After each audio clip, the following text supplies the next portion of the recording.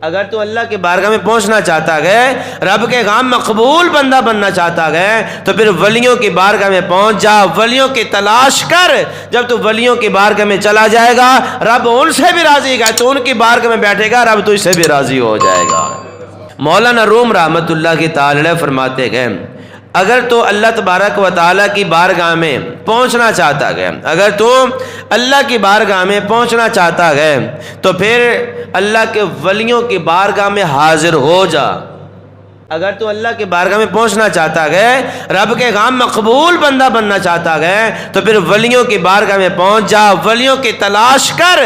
جب تو ولیوں کی بارگاہ میں چلا جائے گا، رب ان سے بھی راضی ہے، تو ان کی بارگاہ میں بیٹھے گا، رب تو اس سے بھی راضی ہو جائے گا۔